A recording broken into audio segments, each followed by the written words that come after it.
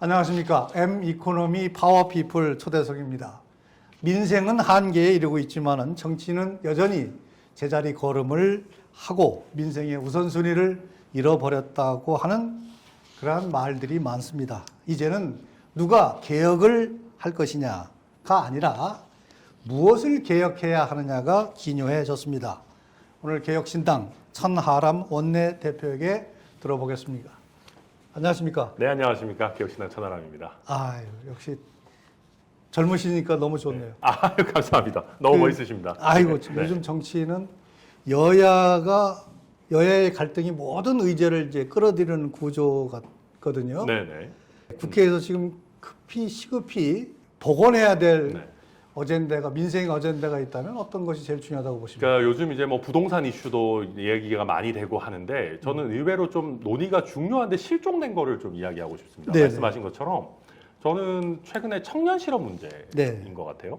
청년 실업률 이런 것들이 계속 올라가고 요즘 회사들도 이 공채를 잘 안 하지 않습니까? 네. 이렇게 옛날에 우리가 채용 방식이 그물을 던져서 사람들을 이렇게 끌어올리는 거였으면은 네. 요새는 낚시하는 방식으로 바뀌었습니다. 수시 아. 채용이 돼서 네. 또 잡힌 거를 보고도 좀 마음에 안 들면 버려버리고 네.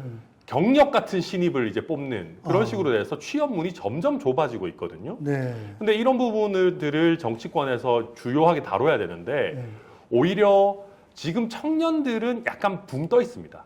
네. 왜냐하면 지금 더불어민주당 같은 경우에는 주된 지지층이 40대 중반 이상에서 60대 초반까지로 많이 왔거든요. 네.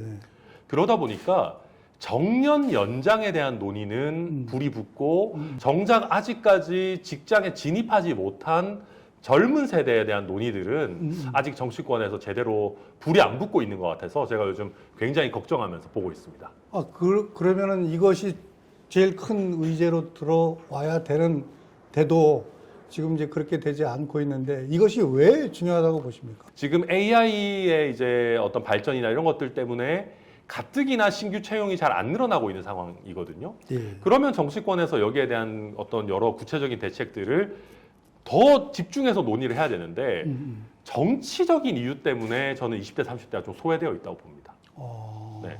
그러니까 아까도 말씀드렸듯이 40대, 50대는 더불어민주당의 강력한 지지층을 이루고 있고 또 60대 이상은 국민의힘 지지층인데 20대, 30대는 지금 거대 양당에 딱 어디 소속된다라고 말하기 애매한 부분이 있습니다. 그렇네요. 네, 그러다 보니까 20, 30대 이슈들이 항상 조금 뒷전으로 밀리는 그런 문제들이 있는 것 아닌가. 그래서 사실 저희 개혁신당이 좀 젊은 세대를 나름대로 대변하려고 하는 정당이고 조금 더 저희 이런 부분에 집중해야 되지 않나 네. 생각 많이 하고 있습니다.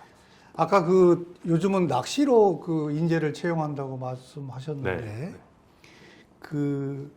사실 내가 좋아하는 일을 평생 두고 할 수 있도록 하는 어떤 매칭이라고 할까요? 네. 공급자 수의 매칭이 이루어져야 되는데 예. 그냥 무조건 뭐 대기업에 들어가야 된다, 공무원이 돼야 된다, 뭐 이렇게 편한 것만 생각하는 경향도 없잖아 있는 것 같아요. 정확한 말씀입니다. 그런데 이게 우리나라만의 문제는 아닌 것 같습니다. 최근에 미국에서도 어떤 일들이 있냐면 네. 트럼프 대통령이 이제 전 세계를 거의 멱살 잡다시피 해서 제조업 기반을 미국으로 들어오려고 예. 하지 않습니까? 예. 근데 막상 미국으로 그 제조업 공장이 들어왔는데 미국인들이 그걸 못 견딥니다. 이게 무슨 뜻인지요? 무슨 말이냐면 미국인들이 이제는 중국 사람처럼 힘들게 일하는 거를 못 견디는 겁니다. 무슨 말씀인지. 예. 근데 우리나라도 사실은 이제 생활 수준이 올라왔기 때문에 네. 단순 어떤 생산직을 그렇게 처우가 안 좋은 걸 무조건 해라라고 이야기하기는 쉽지 않은 면이 있습니다. 네. 다만 지금 우리 교육이 너무나 대학을 다 보내는 형태로 인문계 고등학교 넘쳐나고 또 대학도 불필요한 부분들이 넘쳐나기 때문에 이 중에 상당 부분을 예전에 사실은 MB 때 했던 것처럼 마이스터고 이런 것들을 더 이렇게 진흥을 하고 네네.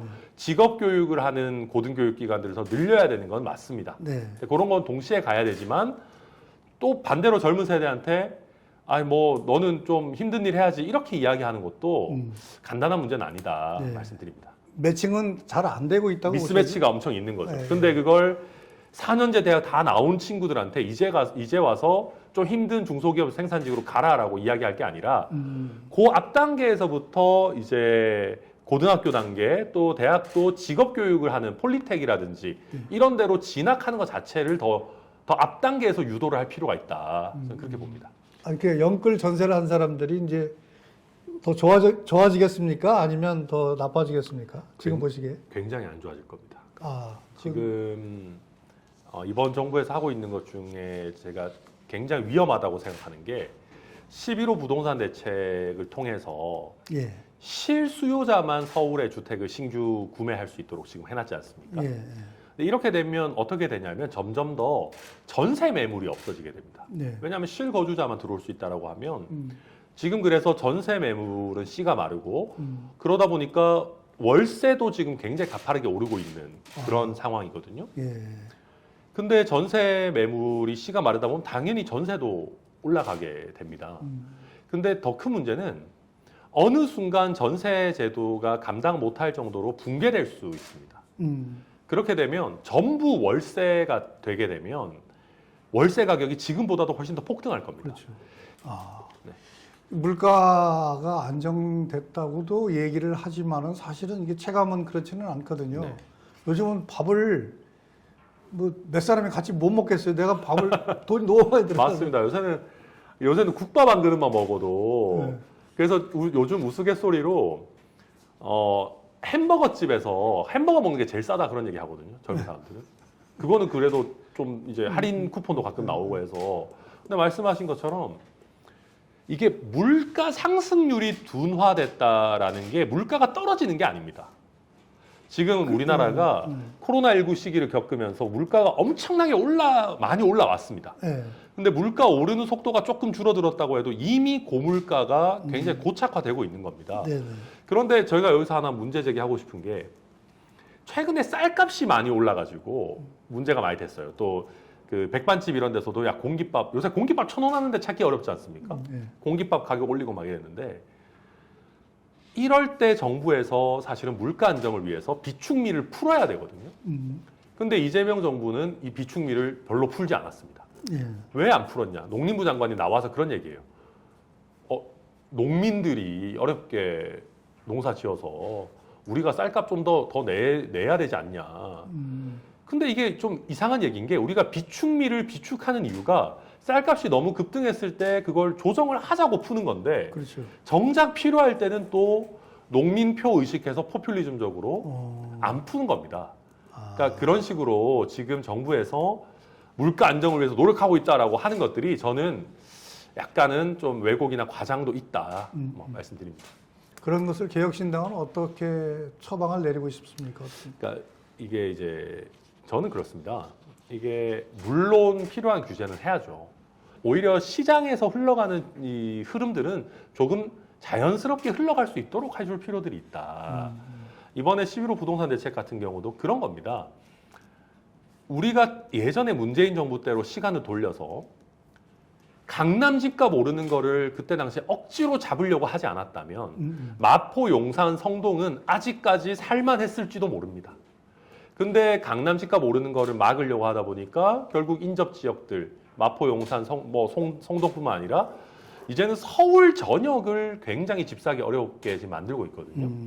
저는 이런 그 어떤 수요들을 조금 자연스럽게 흘러가도록 해놓을 필요들이 저는 있지 않나. 이게 억지로 손대려고 한다고 이게 사실 막을 수 있는 게 아니라 오히려 부작용들이 더 많이 생기는 부분들이 분명히 있다. 말씀드립니다. 최근에 젠슨 황하고 뭐 이재용 회장하고 이렇게 정의선 회장하고 그죠? 예. 러브샷을 했잖아요. 네.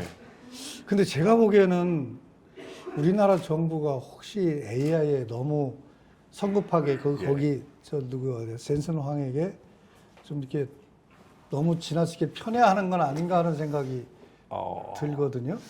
그러니까 요즘 이제 실제로 말씀하신 것처럼 AI 거품론 이런 게 좀 나오고 있죠. 예. 그러니까 AI가 뭐 많이 발전했지만 과연 이게 사람을 완전 대체할 수 있는 거냐, 직원을 대체할 만하냐. 근데 저는 그래도 일단은 가긴 가야 된다 생각합니다. 네. 왜냐하면 그러니까 AI의 발전이 지금 약간 우리 기대보다는 확 올라오지 않는 부분도 있지만 사실 3년 전의 AI 모델들을 보면 지금 보면 진짜 한심하거든요. 네. 네. 특히 동영상 만들어주는 이제 AI 서비스들 같은 경우 보면 그 유명한 것들이 있습니다. 그 미국의 윌 스미스라는 배우가 스파게티 먹는 게 있는데 막 스파게티를 막 이렇게 막 어그저그저 먹고 막 다 스파게티가 뭉개지고 근데 요즘 AI들한테 예를 들면 천하람이 스파게티 먹는 거 만들어줘 그러면 제 와이프도 보고 속을 정도로 만들어주거든요. 그러니까 아마 제 아들도 보고 속을 겁니다. 그러니까 그래서 아직까지 이게 실용적으로 어느 정도의 쓸모가 있을지는 조금 지켜는 봐야 되지만 이 경쟁에서 대한민국이 뒤처질 수는 없다. 그리고 미국하고 중국을 제외하고는 대한민국하고 대만 정도가 그나마 AI 관련해서 반도체라는 걸 갖고 있는 나라들입니다. 그렇죠. 그러니까 우리가 갖고 있는 장점을 살릴 필요는 있다 생각합니다. 지금 우리 대한민국의 주력 산업들을 보면은요. 반도체만 잘 되고 있습니다. 사실. 네. 우리가 반도체 착시가 있는 겁니다. 네. 네. 반도체 빼고 지금 철강 굉장히 어렵죠. 뭐 요즘 석유화학도 최근에 조금 좋아졌습니다만 굉장히 쉽지 않죠. 네. 뭐 조선은 그나마 괜찮은 편이고 뭐 나머지 여러 이제 기계 산업들이나 일반적인 생산 뭐 분야들 보면 어렵습니다. 그리고 우리가 기존의 대한민국 주력 산업군들을 살릴 방안이 있냐라고 물어보면 답이 뾰족하지 않습니다. 네. 그러다 보니까 정치인들도 어려운 얘기 피하고 앞으로 AI만 저희 열심히 해서 AI 3대 강국이 되면 마치 모든 게 해결되는 것처럼 AI 이야기만 하고 있는데 저는 그거는 잘못됐다. 다양한 산업 분야 말씀하신 것처럼 바이오도 지금 앞으로 우리 먹고 사는데 굉장히 중요한 부분이고 뭐 원자력 기술도 그렇고 뭐 2차 전지 이런 부분들도 다 중요한데 너무 AI에만 우리가 막 매몰되어 있는 거는 사회 전체적으로도 특히 정치권에서도 이거는 문제다. 저도 동의합니다. 그 이제 순천을 기반으로 해서 이제 정치를 해오셨지 않습니까? 예. 그래서 지역 현실을 누구보다도 이제 잘 아실 것으로 보이는데 현 정부의 지역 정책에 가장 좀 치명적인 결함이 있다라는 것 있다면 어떤 것이라고 보십니까? 이거는 이재명 정부만 제가 비판하고 싶지 않고요. 우리 정부들이 다 표를 의식 안 할 수가 없죠, 정치가. 표를 너무 의식해서 네. 나눠주기 식으로 합니다. 네. 최근에 제가 보면서 좀 황당했던 얘기는 서울대 10개 만들기입니다. 우선 여러분들 느끼시겠지만 서울대를 10개 만들면 그게 서울대입니까, 사실은?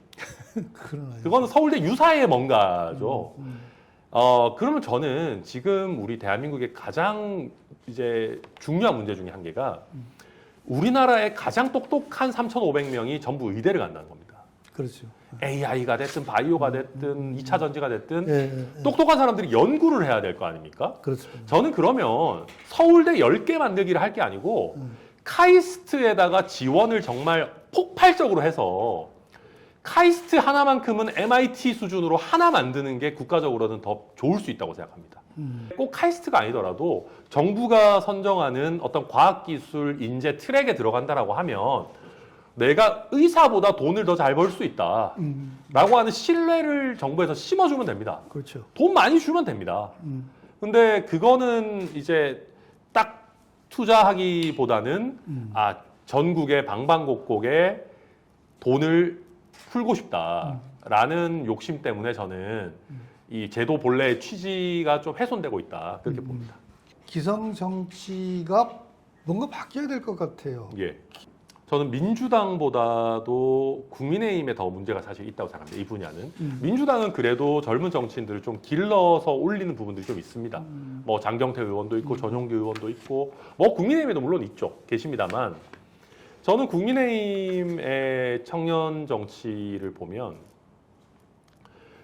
사람을 키워 쓰려고 하기보다는 그때 그냥 똑똑한 사람 가져다가 쓰고 잘 풀리면 좋고 아니면 버리고 또 다음번에 그냥 뉴페이스 또 데려다가 써보고 아니면 버리고 뭐라고 할까요? 포장지처럼 쓰려고 하거든요. 그래서 저는 거대 양당에 대해서는 요즘 별로 큰 기대를 갖고 있지 않고요. 네. 그렇다고 하면은 결국 저희 개혁신당 같은 좀 젊은 정치인들이 주축이 된 정당이 잘 성장해서 파이를 키우다 보면 자연스럽게 새로운 정치인들이 우리나라 정치에 수혈되는 좋은 통로 역할을 할 수 있을 것 같거든요. 2030 세대가 사실은 그 정치에서 굉장히 의외로 예. 생업에 열심히 종사하다 보니까 정치에 소외되고 하는 그런 느낌이 있는데 청년들 사이에서 우리 천 대표님께서 발견하신 어떤 듣지 못한 목소리 같은 게 있다면 어떤 거였습니까? 제가 그거는 최근에 법안으로 이제 낸 것도 있는데요. 그 취업할 때요.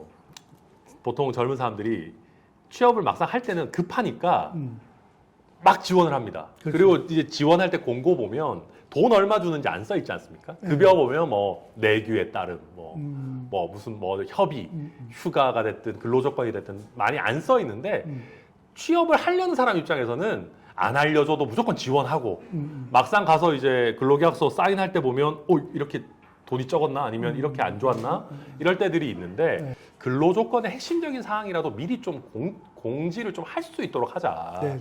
미리 좀 알려주자. 네. 그런 내용들 네. 그래서 조금 이제 젊은 사람들의 니즈를 저희가 담아내려고 하고 있습니다. 그러면 개혁신당이 2030의 집단 지성을 모아서 힘을 바를 수 있는 어떤 시스템? 네. 이런 것들은 어떤 게 있나요? 저희가 뭐 재미있지만 그 지난 대선 때도 그 카카오톡 같은 서비스를 하나 만들었습니다. 이름을 준수톡이라고 했었는데요. 준수톡. 예. 그러면 거기에 이제 수천 명, 수만 명이 들어오셨었습니다. 네. 그러면 직접 그 안에서 저랑 소통하는 방도 있고 이준석 대표랑 소통하는 방도 있고 해서 각자 의견을 다대1로 교환할 수 있는 그런 플랫폼도 만들었었고요. 지금도 그 플랫폼 당연히 저희 운영할 수 있는 형태고요. 그것뿐만 아니라 지금 저희가 젊은 정치인들이 더 손쉽게 들어올 수 있도록 하는 플랫폼들을 지금 준비하고 있습니다. 그럼 내년 지방선거 내년 지방선거 전에 저희가 쓸 겁니다. 그래서 개혁신당을 달고 지방선거에 출마하는 사람들은 정치 경력이 상대적으로 짧더라도 이런 AI 플랫폼을 통해서 사람들하고 더 쉽게 만나고 소통할 수 있는 방안들 저희가 이번에 아예 작업들을 하고 있기 때문에 그러면 내년 6월 지방선거에는 기대를 해도 되겠네요. 저는 그렇게 생각합니다. 오히려 개혁신당이 더 잘하기를 바라는 유권자들이 저는 굉장히 많다고 생각합니다. 저희가 그 기대에 부응해야 된다고 생각하고요. 그리고 저희가 단체장이나 이런 부분에서도 노력을 열심히 하겠지만 아직까지 개혁신당이 각 지역에 뿌리가 좀 약한 부분들이 많이 있습니다. 그래서 이번 지방선거를 통해서 거점 지역마다 좀 기초의원들을 좀 많이 배출하고 또 광역의원들도 많이 배출해서 저희 개혁신당이 조금 더 튼튼하게 뿌리를 내리는 정당으로 만들어서 국민들께 더 가까이 다가갈 수 있도록 저희가 최선을 다하겠습니다. 역시 젊은 정치인은 듣기에도 좋고 만나기에도 좋고 좀 편해지네요. 오늘 이렇게 좋은 말씀 주셔서 감사합니다. 불러주셔서 감사합니다. 열심히 하겠습니다. 예.